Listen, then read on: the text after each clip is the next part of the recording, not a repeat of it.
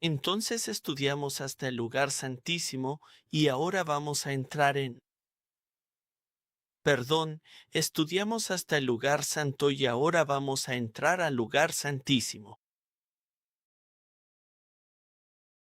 Entonces, para poder entrar al lugar santísimo, hay un velo ahí, ¿verdad? Es un velo muy parecido a la cortina interior. Tiene querubines bordados. Y eso debería recordarte de inmediato a Génesis capítulo 3, versículos 23 y 24, ¿verdad? Después de que Adán fue expulsado del jardín del Edén, se colocaron querubines en la entrada para guardar el camino de regreso. El velo que da acceso al lugar santísimo tiene querubines. Cuando entras, el arca de la alianza tiene 2 querubines encima. Hay querubines por todas partes.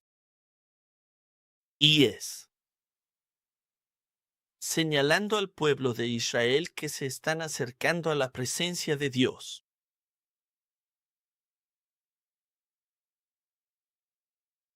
Así que el velo está allí. Es necesario entrar en el velo para entrar en la santa voz. Y ahora todos sabemos, gracias al Nuevo Testamento, lo que simboliza este velo, ¿verdad?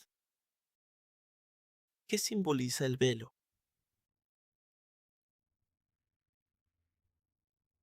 Quizás no lo sepamos todavía. Hebreos 10.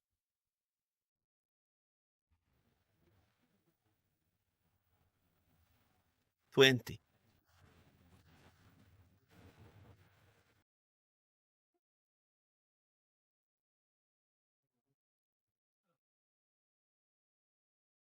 Bien, ¿podemos leer juntos? ¿Listos? Comencemos. Yo soy tú, el camino vivo que Él nos consagró.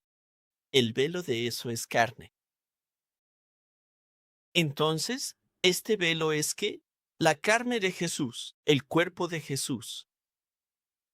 Cuando su cuerpo fue desgarrado en la cruz, el velo en el templo también se rasgó de arriba a abajo, y el camino fue abierto hacia un lugar santo. Ya no soy solo yo, el sacerdote, sino todos sus creyentes ahora pueden entrar en la presencia de Dios por medio del nombre de Jesucristo. Y Él abrió ese camino para nosotros al desgarrar su propio cuerpo. Así que ese es el velo que separa el lugar santo de las autoridades santas. Ahora, una vez que entras, ¿qué hay ahí adentro? El arca del pacto, ¿verdad? Entonces, Ahora vamos a estudiar sobre el arca del pacto.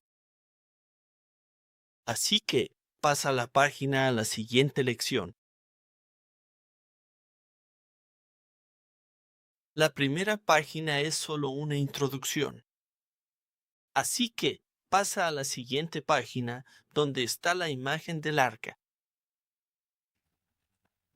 Así es como se ve. Básicamente es una caja, con una tapa encima, pero la tapa tiene los 2 querubines, ¿verdad?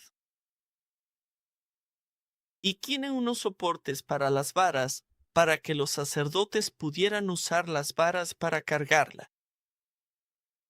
No la puedes tocar. Si la tocas, te mueres. ¿Recuerdan esa historia de Usa y Ahío? La estaban llevando en un carro nuevo. La tocaron y murieron. Uno de ellos murió. ¿Qué hicieron mal? el uso completo de Brasil. Bueno, el uso completo de Brasil no se puede hacer.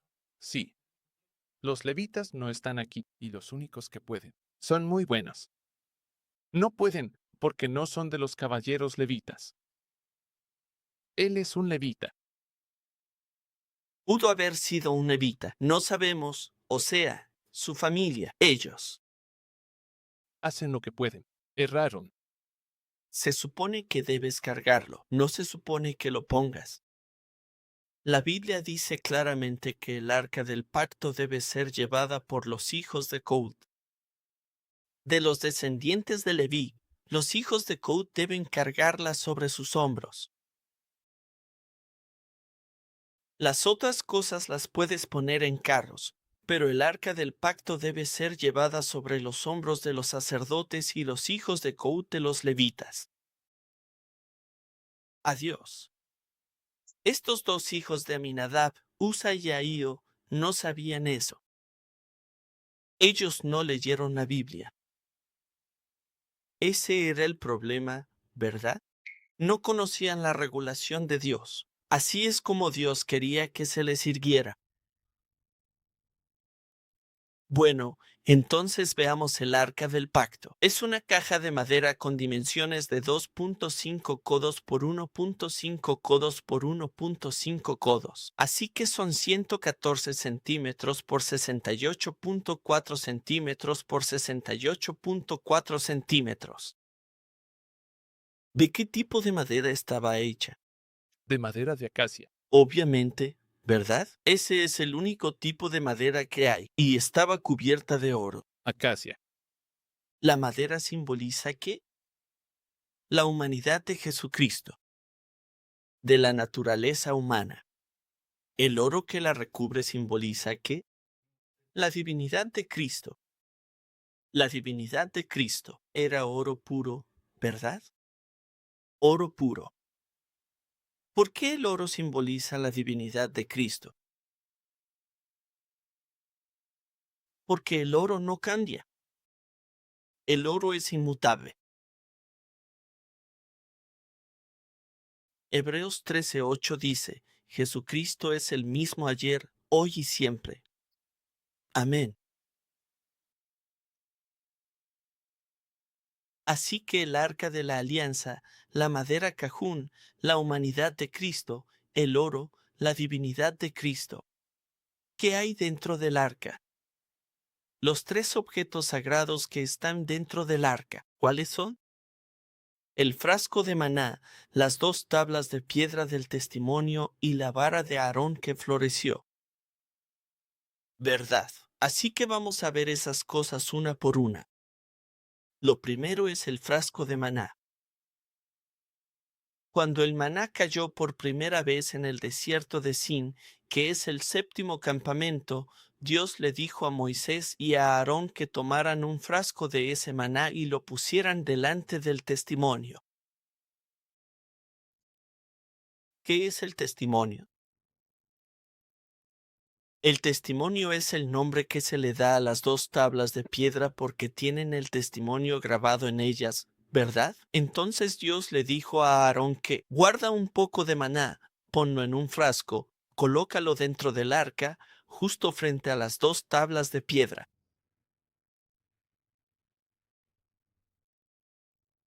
Entonces, el frasco de maná, ¿qué nos enseña? Bueno, apunta a Jesucristo, quien es el pan del cielo. Él es nuestro pan.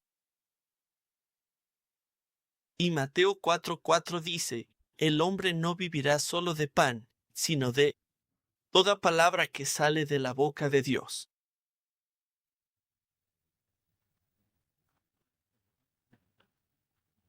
Así que este frasco de maná se guarda dentro del arca del pacto. ¿Pero ustedes sabían esto?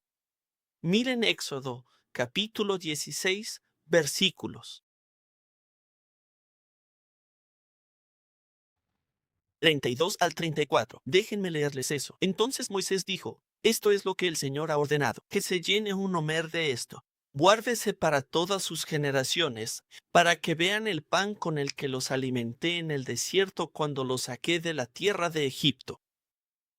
Moisés le dijo a Aarón, toma un frasco y pon un homer lleno de maná en él y colócalo delante del Señor, para que se conserve por todas sus generaciones. Como el Señor le ordenó a Moisés, así Aarón lo puso delante del testimonio para que se guardara. Solo leyendo la versión en inglés de esto, no lo vas a notar, pero si miras él, es subterráneo, que es la traducción griega.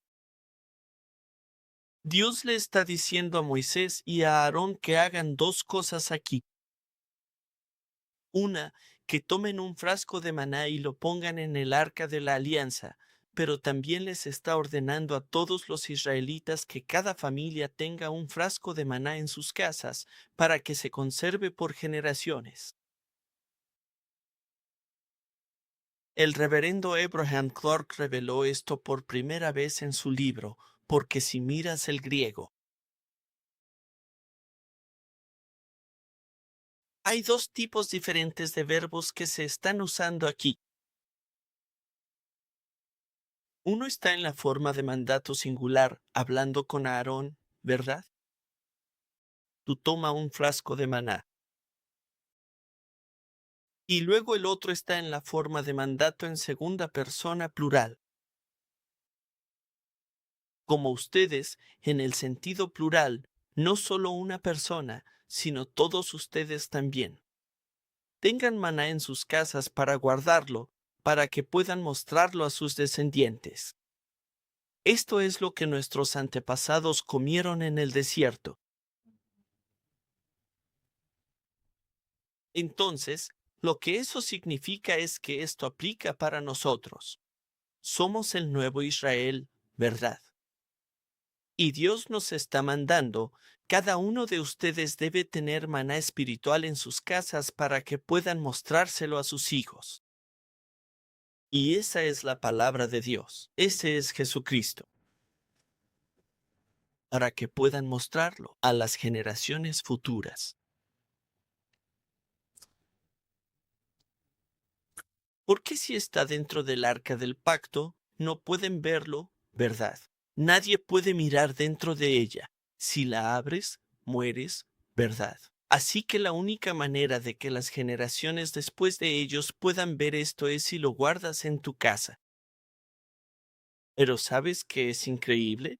¿Qué le pasaba al maná cuando lo guardabas de un día para otro? Se echaba a perder, ¿verdad?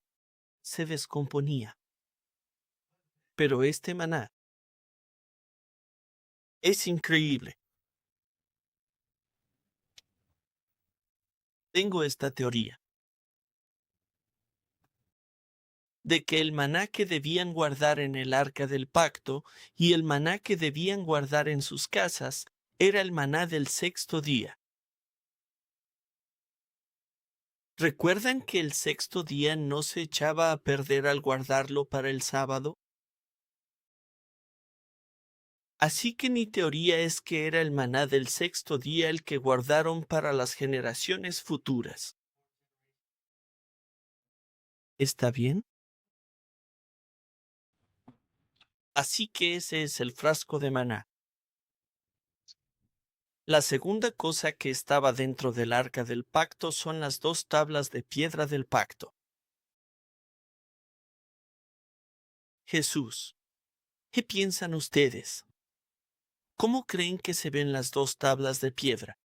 Lo siento.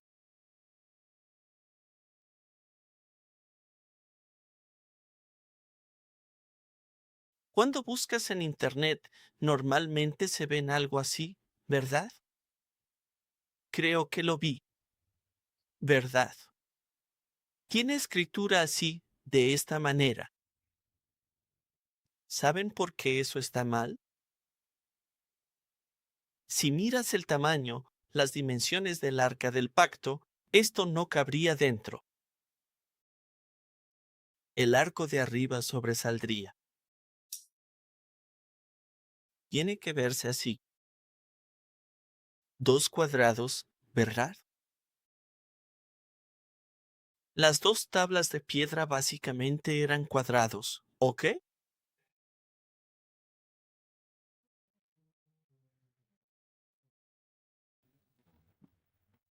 En su folleto, vean Éxodo 32:15. Otro dato que probablemente no sabías. Leamos juntos Éxodo 32, versículo 15. ¿Listo? Comenzar. Y Moisés se volvió y salió del monte con las dos tablas del testimonio en su mano. Las tablas estaban escritas por ambos lados. ¿Ustedes sabían eso? ¿Fue escrito en una cara o en dos caras? Ambos lados. Ambos lados. Están escribiendo en ambos lados. Entonces, ¿cómo se divide? ¿Del 1 al 5 y del 6 al 10? ¿Conoces los 10 mandamientos? Tiene 10 mandamientos escritos en él, ¿verdad? Entonces, ¿cómo se divide? Cuenta. Del 2 al 8. 9, 10. ¿Por qué? Son 2 veces, no él. Lo primero que te voy a decir, para Dios, y los siguientes 4 serán entonces un mensaje para la gente del mundo. Bastante bien, pero los primeros 4 son para Dios y del 5 al 10 son relaciones de humano a humano. ¿Sabes de qué está hablando? Los mandamientos 1 al 4 tratan sobre nuestra relación con Dios. Los mandamientos 5 al 10 tratan sobre nuestra relación entre nosotros. Seremos uno.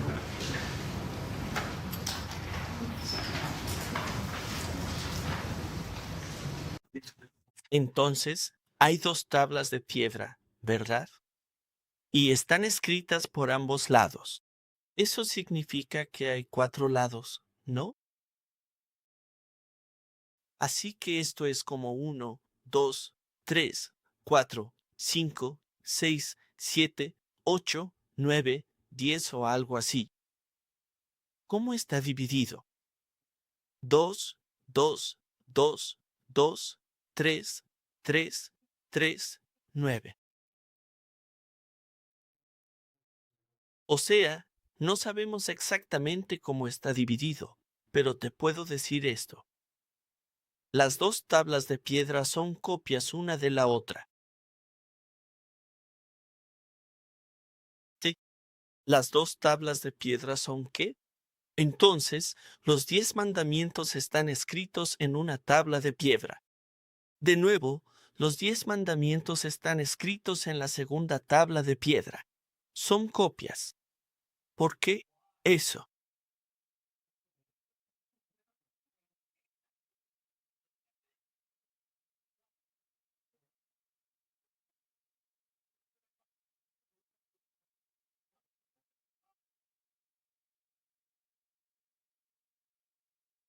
¿Cómo se llaman las palabras de los 10 mandamientos?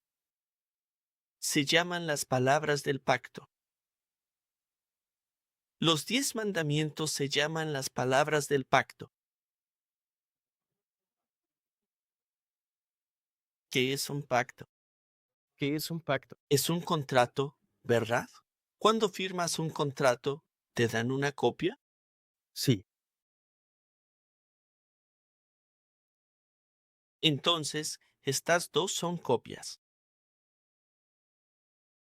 Son el contrato del pacto que Dios hizo con Israel. Una es para Dios, una es para Israel, para nosotros. Pero Dios dijo, tú consérvala. Así que ambas se pusieron dentro del arca del pacto. Es.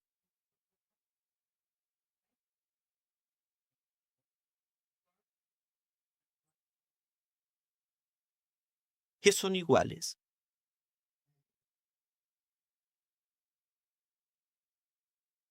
¿A qué te refieres? ¿Con las 2 copias? No, no, no. Pero sabemos esto porque se supone que es el pacto. Estas son las palabras del pacto. Y Dios quiso que hubiera 2 copias. Uno para nosotros y otro para Él.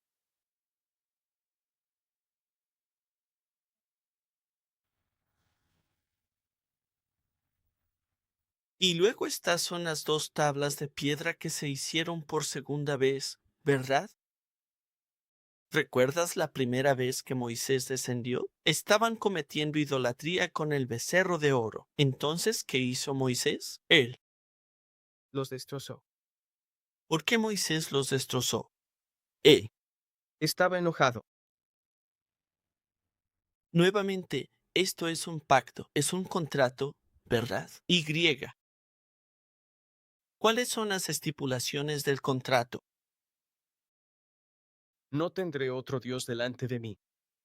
No harás otro ídolo ni imagen de otros dioses.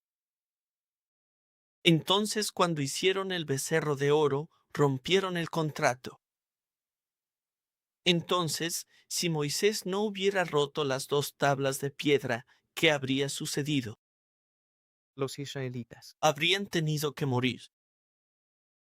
Así que fue por misericordia que él rompió el contrato, el pacto, las 2 tablas de piedra, para salvar a los israelitas. Y luego Dios le dijo a Moisés que subiera de nuevo. Esta vez, Dios le dijo a Moisés que trajera las 2 tablas de piedra, ¿verdad? Mira Deuteronomio, capítulo 10, versículos 1 y 2. En ese momento, el Señor me dijo, talla para ti 2 tablas de piedra como las primeras, y sube a mí al monte, y hazte un arca de madera. Yo escribiré en las tablas las palabras que estaban en las primeras tablas que tú rompiste, y las pondrás en el arca. Así que esta vez Dios le dijo a Moisés que tallara las tablas y las llevara, y entonces Dios escribiría en ellas. Entonces, estas 2 tablas de piedra del pacto que tenían grabadas las palabras del pacto, ¿qué nos enseñan hoy en día?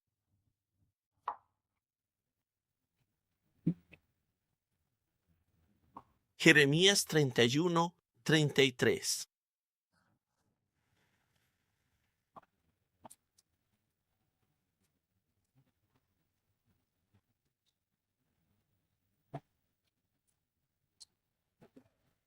Jeremías capítulo 31, versículo 33. Dice así, entonces, Jeremías 31 está hablando sobre el nuevo pacto, ¿verdad? En el versículo 31 dice, He aquí, vienen días, declara el Señor, en que haré un nuevo pacto con la casa de Israel. Y luego el versículo 33 dice, Este es el pacto que haré con la casa de Israel. Después de aquellos días, dice el Señor, pondré mi ley en su mente y la escribiré en su corazón, y yo seré su Dios, y ellos serán mi pueblo. Entonces, en el antiguo pacto, que es el pacto del Sinaí, que hizo Dios, Dios escribió su ley en tablas de piedra, pero en el nuevo pacto, ¿cuál es la promesa de Dios? ¿Que Él escribirá su ley en nuestros corazones? Escribirá su ley en el corazón.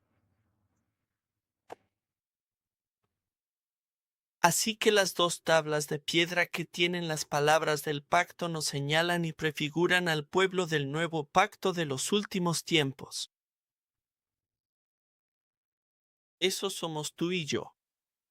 Si confiamos en la promesa de Dios, en esta promesa de aquí, si creemos en eso, sucederá. Eso significa que Él grabará sus palabras en nuestros corazones. Lo que eso significa es, vamos a poder guardar esas palabras en nuestras vidas. ¿La piedra con la inscripción, puedes borrar esas palabras? No, es permanente, ¿verdad? Así que eso significa que no se puede borrar, no se puede eliminar. Son para siempre. Y eso apunta al día en los tiempos finales, cuando el pueblo del nuevo pacto tendrá la palabra de Dios escrita en sus corazones. Cambiará sus corazones. Cambiará sus vidas. Ese es el Evangelio de Cristo. Esa es la palabra de la historia redentora. Y eso va a cambiar nuestros corazones. La ley del Antiguo Testamento no podía hacer eso, pero el Evangelio sí puede hacerlo. Cambia nuestros corazones. Amén, amén. Vayamos también a 2 Corintios 3, versículos 2 y 3.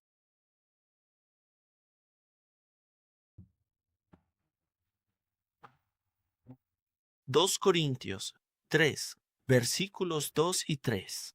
Bueno, vamos a leer todos juntos. ¿Listo? Comenzar. Ustedes son nuestra carta, escrita en nuestro corazón, conocida y leída por todos.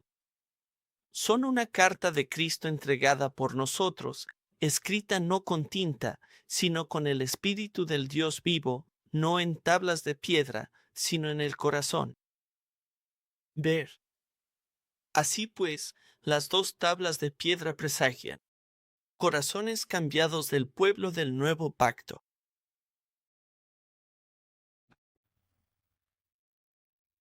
Y el tercer objeto sagrado dentro del arca es la vara de Aarón que reverdeció.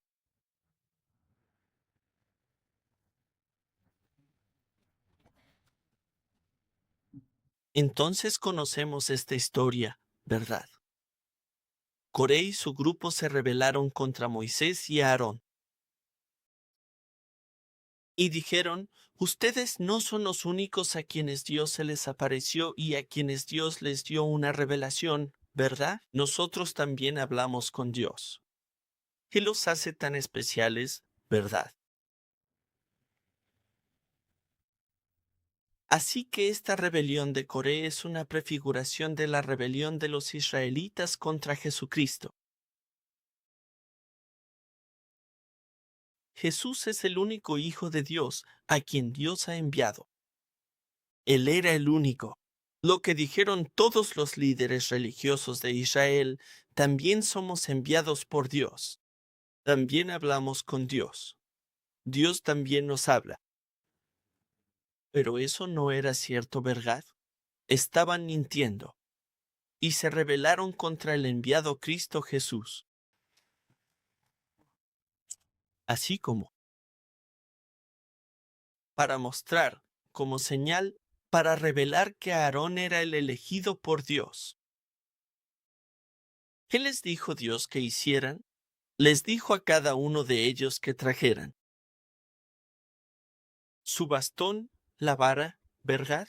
Vara, 12 de ellos, ¿verdad? Uno de cada tribu. Y todos lo trajeron y lo pusieron delante del testimonio. Y solo la vara de Aarón había reverdecido. Bien. Mira los Números capítulo 17, versículo 8. Y al día siguiente entró Moisés en la tienda del testimonio, y he aquí que la vara de Aarón de la casa de Leví había retoñado, y echado flores, y producido frutos maduros. No solo brotó. ¿Qué hizo? Dio fruto.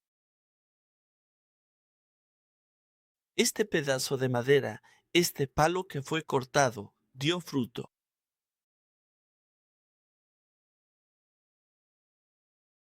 Entonces, ¿qué nos enseña la vara de Aarón que floreció?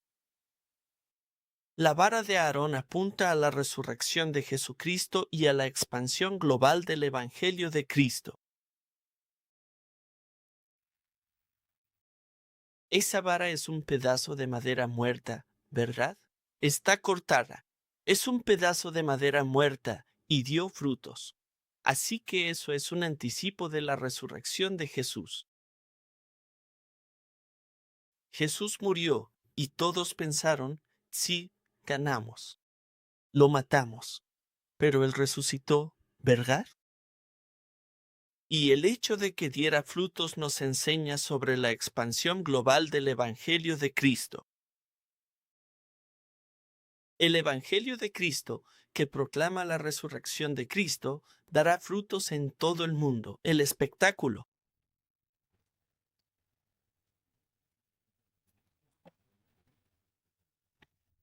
Así que esos son los tres objetos sagrados que están dentro del arca de la alianza. En el segundo libro de Proverbios menciona que en el capítulo 5, versículo 10, dice que solo hay un ídolo. Sí, muy bien. Vamos a Hebreos, capítulo 9, versículos 3 y 4.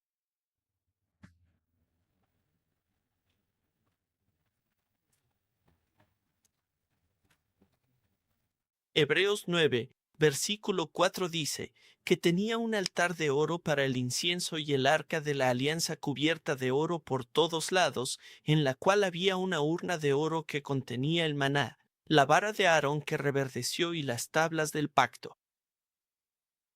Entonces, creo que esto es lo que pasó.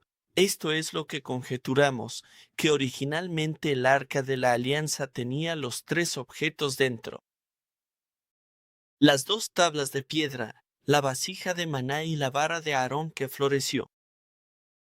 Para cuando llegas a los padres pródigos, después de que el templo de Salomón fue destruido, tal vez los babilonios la abrieron. Pero para ese entonces, solo las dos tablas de piedra estaban dentro. Pero originalmente, cuando Dios se la dio por primera vez a los israelitas, tenía estos tres objetos dentro del arca. Y estos tres objetos apuntan todos a Jesucristo. El corazón de Jesús, que es tan especial, es como aquellas tablas de piedra. Él tiene las palabras del pacto escritas en él, en su corazón. Y ese es el prototipo. Eso es en lo que necesitamos convertirnos. Palabras del pacto grabadas en nuestros corazones. Pero ahora estos tres objetos se colocan adentro. Y luego que le dijo Dios a Moisés que hiciera, que lo cubriera con esta cubierta, ¿verdad? ¿Cómo se llama esa cubierta? Propiciatorio. El propiciatorio es diferente. Está separado del arca. El arca está hecha de madera y recubierta de oro, ¿verdad? Es la base. La cubierta, el propiciatorio, es una sola losa maciza de oro puro. Esa tapa es de oro macizo. ¿Ves qué pesado? Muy pesado, ¿verdad? Y eso era para cubrir el arca del pacto como una tapa.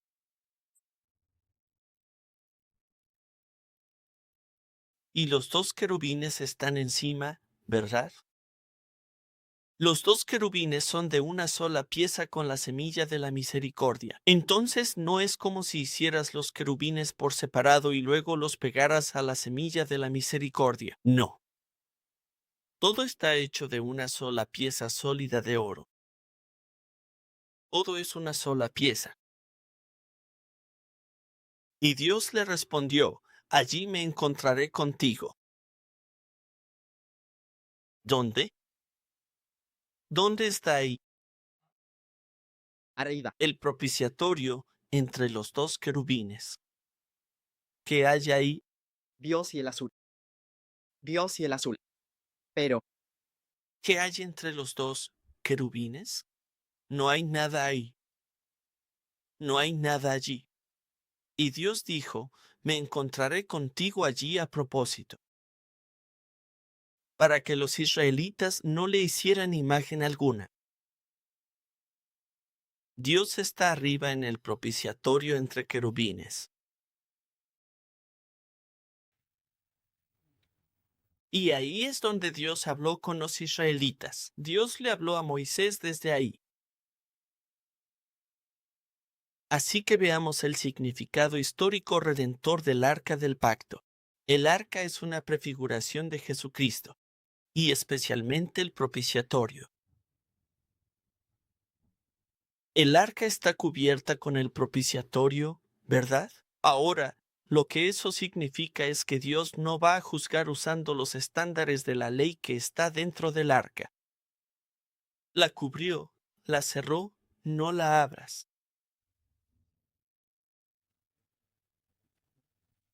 Eso prefigura la gracia expiatoria de Jesucristo.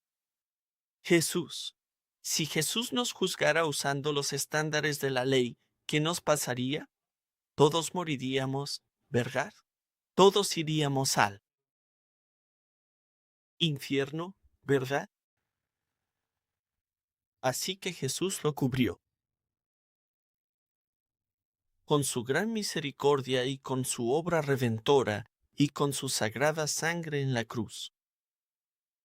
En segundo lugar, también significa la imagen del santo santificado que ha renacido por la gracia de Jesús. ¿Por qué el arca del pacto? Revela la imagen del santo santificado. ¿Por qué tiene las dos tablas de piedra del testimonio dentro, verdad? Como personas renacidas a través del nuevo pacto, el arca simboliza cómo nosotros ahora hemos interiorizado la palabra de Dios. ¿Qué deben hacer las personas del nuevo pacto? Deben interiorizar la palabra de Dios. La palabra de Dios debe estar grabada en nuestro corazón. Así que el arca del pacto nos muestra una imagen de los verdaderos santos del nuevo pacto. Esto es en lo que necesitamos convertirnos. La palabra está en nosotros. Eso significa que ahora somos el arca del pacto que contiene la palabra de Dios, o al menos deberíamos llegar a ser eso.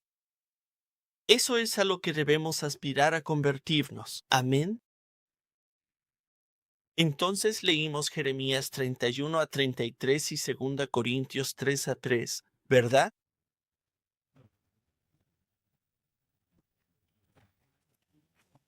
Así que lo que debemos hacer es inscribir y grabar diligentemente la palabra de Dios en nuestro corazón.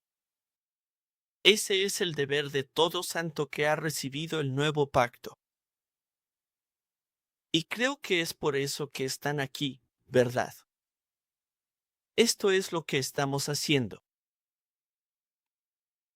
Probar, atreverse sobre un trozo de roca. No puedes hacerlo después de una sola vez, ¿verdad? Tienes que perseverar y llevará mucho tiempo. Pero una vez hecho esto, es permanente, no se borrará, es para siempre.